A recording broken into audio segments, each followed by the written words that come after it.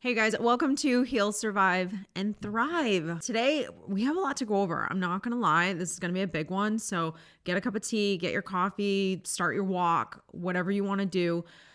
I want to talk about getting a different guy the next time around. So I want you to really, because look, we've all been through crappy relationships. And one of the things that I did in the very beginning when I got separated was, as I reach over to get my little tea right here, one thing that I did was I looked at all of the people that I was in relationships with, and I started to list out the things that I genuinely did enjoy about them, and then the things that I never would have gotten from them whatsoever, that in hindsight, I can look back and be like, okay, that was something that I really needed from that person. I just was never going to be able to get that. So I wanted to start really thinking about this guy that I want next.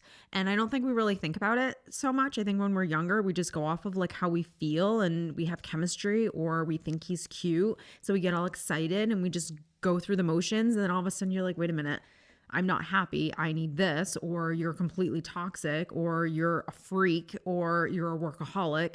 And then you're unhappy now with this person. So if we kind of took a more adult, mature approach to this, because I genuinely believe that there is someone out there for everyone. And you will absolutely find someone. That's not what this is about. What this is about is the quality of the person, and not just finding one just to find someone because you're wounded, you're lonely, you just want to hurry up and get married, whatever the case is. And I'm telling you, if you don't work on yourself, like, I hate to break it to you, you are going to repeat the same patterns all over again. Or if you're not honest with yourself on what it is that you really want.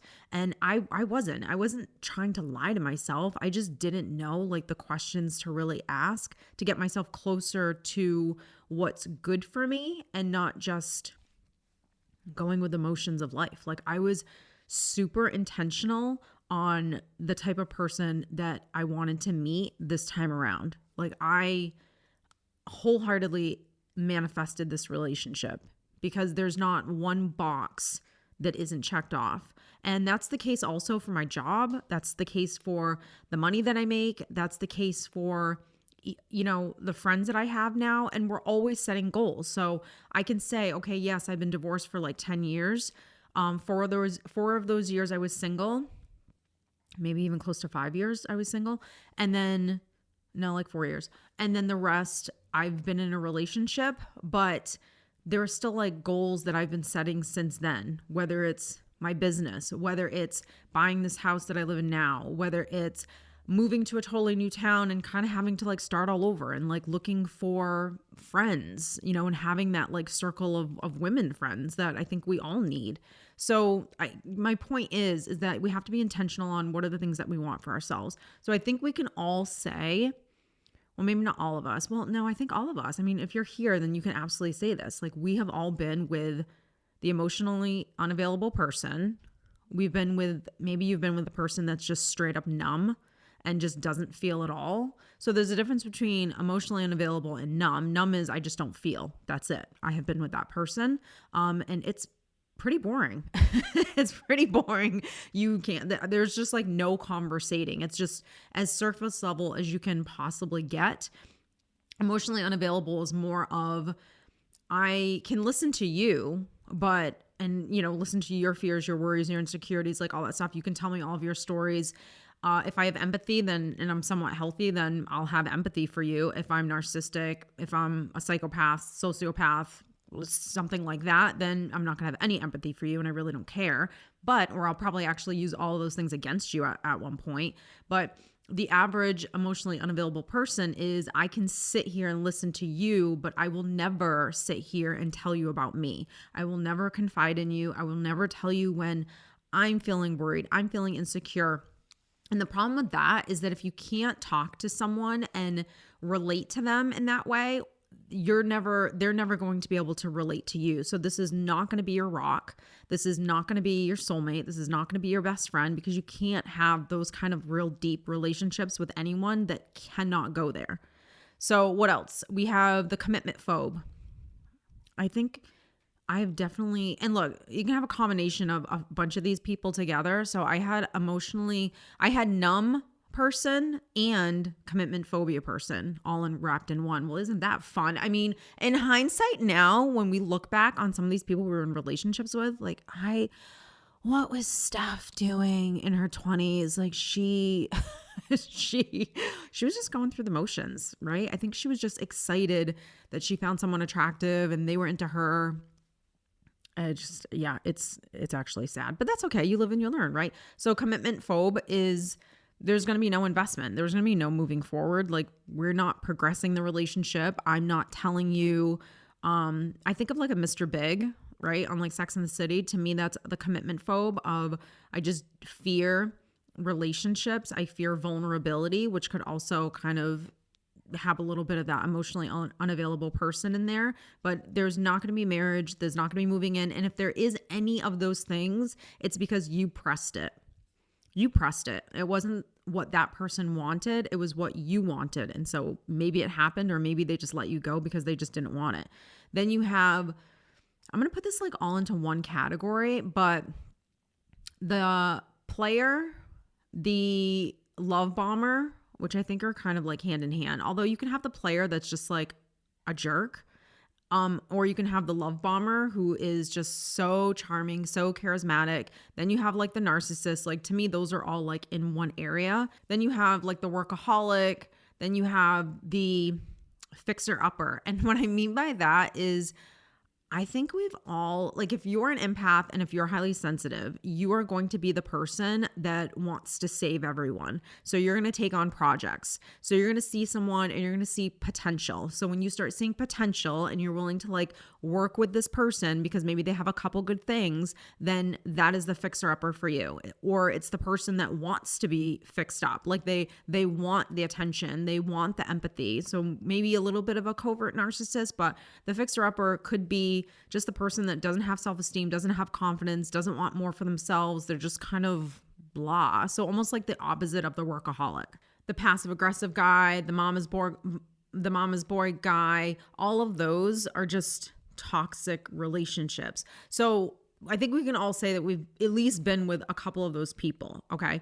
What we have to figure out is, and this is what I had to think about in my past, is why did I stay?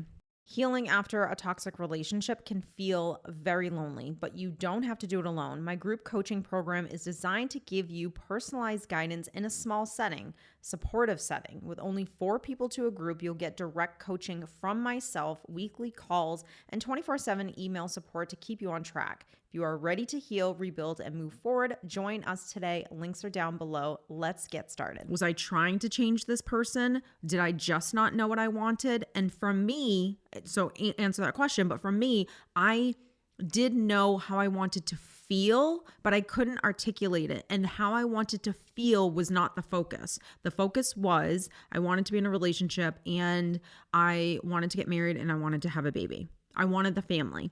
Because the wound was that I came from divorce and I didn't have those things. So I so desperately wanted that unit and that connection, because to me, that unit meant stability and it meant no one's going to leave. So and this was the stuff that I was unaware of. And unless you really like dive deep into some coaching or some therapy, you're probably not going to come to that conclusion all on your own, unless you're super highly self-aware, or you just watch a lot of videos like this. You'll eventually come to that conclusion. But even once you get the diagnosis, now you have to actually do the work. So, okay, diagnose me with all of these things, codependency, traumas, wounds, all that stuff. But now what do I do? So you have all of these emotional wounds. And I talk about this in my 9 Weeks to Emotional Healing course. And I'll link that down below. It's a great, great course, super affordable. It'll teach you all of your emotional wounds, where they started, how they show up in your life. And that is really important. You might very well understand, yep, I have an abandonment wound. I have a daddy issue, dad left, or my husband cheated on me and left, or whatever. My mom always dropped me off at daycare. She was never there for me, during the day, or whatever your story is. But it will also teach you how it shows up in your life. And that's important, because if you don't know how this wound is affecting your life, then it's going to be really hard for you to change it in real time. So the red flags that I think we all kind of overlook sometimes is the fear of being alone, which is abandonment. I mean, write that down, exclamation point. If you don't like being alone. Now, let me stop actually before I even go any further. The point of our lives is not to be alone forever. That's not the point. We're human beings. We're here to connect. We're different than the trees and, even animals. They're in herds. They're in packs. Like they're supposed to be together. So, and we're supposed to be together. We're supposed to have people around us. We're supposed to connect emotionally to people. So it's not about being alone for the rest of your life, but it is about knowing how to survive alone. So an animal that will be successful in life is that if it loses its pack, it is okay. It knows how to survive and it will figure it out and survive. We as human beings are a little bit more complicated than that because we're not necessarily, hunting for our food like we used to, but we have to know how to take care of ourselves mentally, emotionally, physically, and spiritually. That is just bare minimum. If you don't know how to do that for yourself, then you will create a ton of problems in your life because number one, you will never be happy. You will never even understand what it feels like to be happy. You won't understand what it means to be happy. So you'll always be searching for this feeling outside of yourself that you should be giving yourself that you don't because you're not even aware of any of these things and you're searching for other people to give it to you. So when you're searching for other people to kind of fill that void, now you're dependent on other people giving you the things that you need in order to survive, which means you can't survive alone. So the fear of being alone, that's number one. And look, we've watched enough videos at this point to know of how many different examples, and I can attest to this because I am the living example as well of people that have said, I couldn't have met my partner had I not learned how to be alone. I learned how to be alone.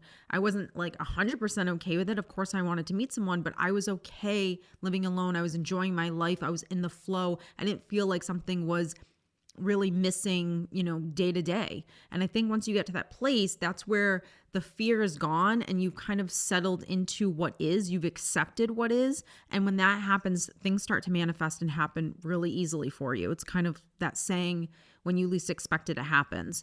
So fear of being alone, abandonment, low self-esteem. Let's talk about low self-esteem. I mean, who doesn't have it, okay? Who doesn't feel a little insecure at times? Who doesn't feel like they're good enough at times? I think we can all check the box there. There's a couple wounds. There's emotional neglect. I mean, look, you just didn't get what you needed growing up. That's number one. You also had conditions in your life that were just toxic. So what I mean by that is you don't believe unconsciously, this isn't something that you're consciously thinking, but way in the back of your mind, you don't believe you're actually worthy of something like this because it's never something that you've ever had before. So it's kind of like that, learning how to reprogram yourself and learning how to reparent yourself so you can think as highly of yourself as you should. Now, I thought highly of myself, and I know you guys do too, but it's the underlining program that's in the back. It's the trauma from the back. It's the unhealed stuff that you have gone through, and the conditioning of your mind to believe this is going to take a long time. What if I don't meet this person? What if it doesn't happen for me? What if I'm that one person that just doesn't meet anyone or doesn't meet anyone good?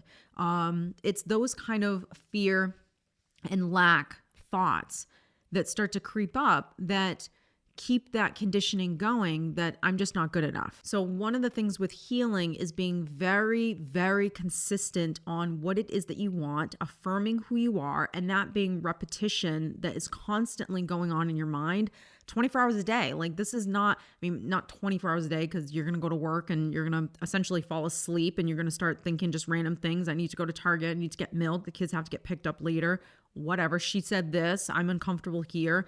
But when you start to become self-aware, your goal is for you to start feeling good about yourself. And so you have to start monitoring your inner conversation. That's it. That's mental toughness. That's, emotional maturity.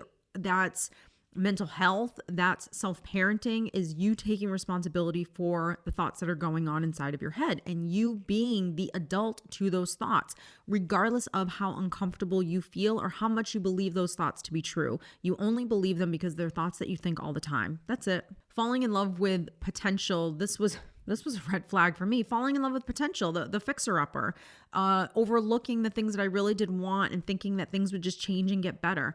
Severe codependency, severe unhealed, unresolved trauma that's living inside of you. You see what someone could be and not who they actually are. And this might be coming from a good place, meaning you want to see the best in people, but to be healthy is to go beyond what you want to see and see what's actually in front of you. Because an adult, you have to be logical. A parent can only be a great parent if they're sometimes not as emotional as a toddler, but can be logical to the situation to help the toddler emotionally with what he or she is actually feeling. That's your job. You are an emotional creature. You will always be. You will take things personally. You will feel insecure. But if you can't take a step back and learn how to, or start practicing being the adult to yourself, then you're going to get trapped in the emotion of how you feel, and you're going to keep the unresolved trauma going. You're going to keep the codependency flowing. If you want a great partner, you have to start with self. So you have to start with yourself. So I am not going to focus on, you can go on the dating apps, you can go on all those kind of things. And I always encourage people, like, don't shy away from those things. Even if you're against it or you're just like fed up with it, do it just for practice. I want you to do it because what's going to happen is the thought is going to start coming in of, this is ridiculous. This probably isn't going to happen. This is a waste of my time. And then there's your opportunity to start reparenting, reprogramming your mindset,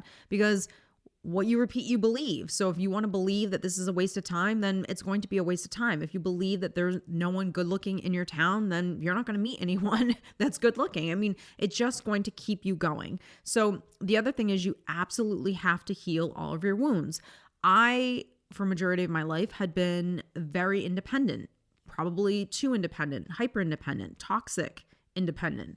And that's a sign of trauma. It was a sign of being disappointed, being let down, being felt like I was left to my own devices, left to myself with no one here to really help or support mentally, emotionally, physically, all of those things. And so you learn how to do by yourself. And then once you get to a really great place where you're doing for yourself and you're kind of flowing, introducing someone into your life that wants to be there and help you is going to feel very uncomfortable, and so uncomfortable that you're not going to even realize that you're not allowing anyone to actually really be there for you and love you because you still have those traumas. So you have to heal the fears, all the wounds that are inside of you. So again, we're going to go back to that 9 weeks to emotional healing course. That is kind of the stepping stone of where you need to be, because you're not going to be able to even rebuild your own self until you understand what your issues are.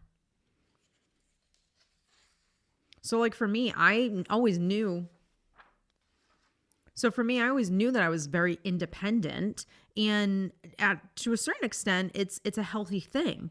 And then it became an unhealthy thing. And learning that line on where it was becoming something toxic, I had absolutely no idea. I didn't realize, because of what it was that I was going through, that I was deeply wounded. I just thought, okay, I'm surviving.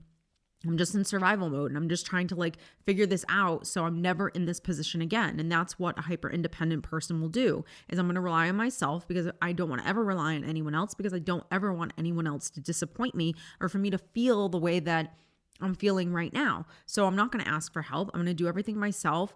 For me, I would become resentful when I would do everything myself. To anyone that was in my life, I felt like someone should show up or someone should do this or say this in order to be there for me. Some people, they don't carry resent. They just kind of become numb, basically, and they just are constantly doing everything themselves. So I had to heal those things, and I had to rebuild my self-worth. I couldn't get someone amazing if I didn't think that I was amazing. And I knew I was a good person, but there was still that part of me that just didn't feel it at times. And the reason why I didn't feel it is because my ex-husband left me for another woman. So the story was way in the back of the mind, wasn't something I was consciously thinking every single day. The story in the back of the mind was, look, you weren't enough for someone to stay. You weren't enough for someone to change. You weren't enough for someone to heal. So when that happened, it affected how I did feel about myself. You can't come out of those situations and say, no, that didn't affect me whatsoever. You have to really work on yourself so those things do not affect you going forward. I don't care who you are. I don't care how healthy you are. And you probably weren't even that healthy anyways because you attracted that person into your life. I had to rewire what I thought love was about. I had to, have a new definition of what a healthy relationship should feel like. So if you grow up with emotionally unavailable people, if you grow up in chaos, you have to look at your upbringing and take the good and the bad and then adjust it accordingly and say, what is the type of, and here's the thing, this is sad. I'm going to stop myself right there. A lot of people don't do this. And they don't realize why their life is so drama-filled, dysfunctional, because they're not stopping and pausing and saying, and this isn't about blaming anyone, family, any of those things. Everyone's doing the best that they can, but it is about assessing what it is that I've been through and what do I want for myself now? How do I want this to look? And look, if you want the fairy tale, then you deserve the fairy tale. And P.S., the fairy tale is just your best friend.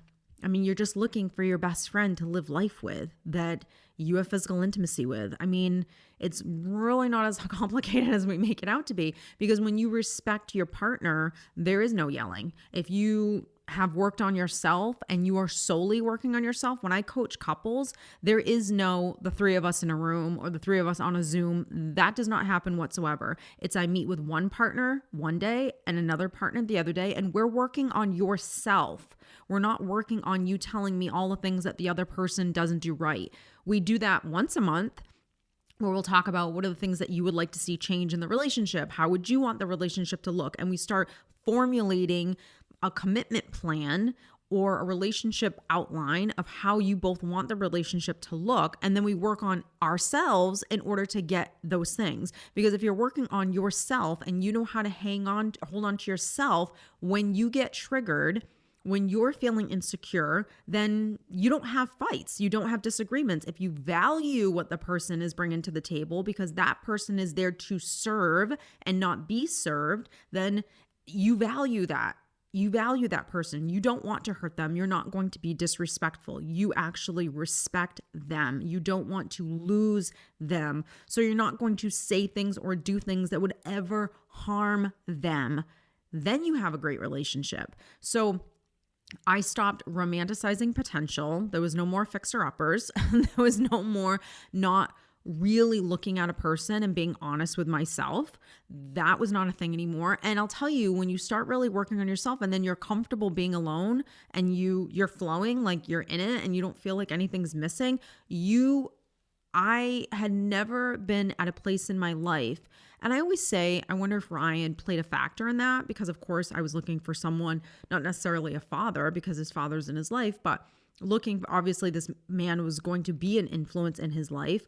But I really think even if it was just me, I still would have had those high standards because I was not willing to accept less. It just wasn't anything that I was willing to do anymore. So my boundaries became very clear and I was totally fine with just going, nope. And it wasn't a defense mechanism of trying to find things necessarily. It was knowing exactly what it is that I wanted and being okay with waiting until I was going to get it. And when that happened, my business took off also. Money started pouring in, financial stability, friends, it started building really great friendships. Everything in my life started to change because I was happy where I was and I wasn't scared of where I was going because I knew I would get there. And I've tried to always live in that space, even in the midst where you're struggling. You're working really hard. Nothing's coming to fruition. I've been on the phone with you guys. I've been there myself where I'm like, well, wait.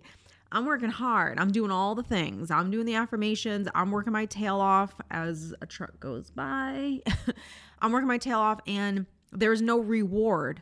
And that's the test is, are you willing to keep going even when there's no reward until you get the reward? It's not an option to stop. There is no plan B. I am going to see this through. That's just a motivation, a drive. I don't know what the word is, but I think it's also a knowing. Like, I do understand the concept that if I don't stop, I'm going to get what I want.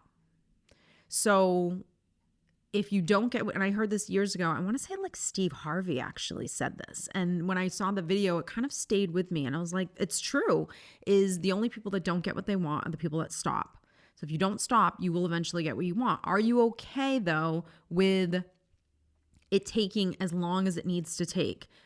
And the funny thing is, once you really, really say, yes, I'm okay with that, whatever time frame it needs to do, but I'm going to get this, but you do you, that's when things start happening really quickly. And you can't fake it. You have to really, there's just this, and we've all been there. So try to think of that time in your life where you sat back and you really just not gave up, but gave into it, and you let it be and you just let it go. Then everything started flowing a little easier for you because the resistance wasn't there anymore. So we're going to really heal some stuff. That's step number one. I mean, you absolutely, no option. That has to happen. Step two, you're going to rebuild your inner self. Rebuilding your inner self has everything to do with your conversation. It has everything to do with self-parenting. I will link that down below as well if you're interested. That's a great little course that will show you how to basically do this day to day, because this is mental health. And really starting to think about your life right now, regardless of wanting this relationship. One of the things that I do with my clients is working on all areas of your life, regardless of wanting the guy. The guy will come. And sometimes you don't even really need to think necessarily about what it is that you do want in this guy. I mean, yes, break it down, write it down, make your list, do your vision board, all the things. And I want you to get very specific on the 2 or 3 feelings that you want to feel around this person. But what I need you to do is I need you to start focusing on other things and not just this one goal. I want you to think about the other areas of your life, whether it's your physical body, whether it's your relationships, whether it's your friendships, whether it's making more money, starting a business, applying for a new job, going on a trip, like what, because you have to have a full life and you have to put your energy elsewhere. And some of those elsewheres, you're going to have more control over necessarily the relationship piece. Like, you really don't have control over when. You have control over who, but you don't have control over when. So since you don't have 100% control over that, and I mean, most things you don't have 100% control over, but put that on the back burner. As long as you know what it is that you want and you're working on the belief and staying in alignment with it happening and feeling the feelings of what if it actually was here right now and that person was in your life. That was something that I practiced all the time. How would I feel if this person was actually in my life right now? Would I be thinking about how he's not in my life? No, I would not be doing that. Would I be, texting him or smiling while I was driving because I was so incredibly happy to actually have this person in my life? Yeah, those are kind of the feelings that I would be living in. So that's what I mean. Noticing when you're living in, yes, the reality, but you need to shift reality to where you want to be. And when you start focusing on other areas of your life and those areas start getting good, you don't feel like there's really something missing. Yes, there's still another area of your life that you want to work on, but it's not an area where you just feel like life sucks and life's not getting any better and I'm really trying and like nothing's happening. It's time to switch your focus. So I hope you guys enjoyed this week's podcast. If you did, don't forget to subscribe on YouTube if you are actually watching this on YouTube and not on Spotify, iTunes, whatever. And if not, I will see you in the next episode. Thanks, guys.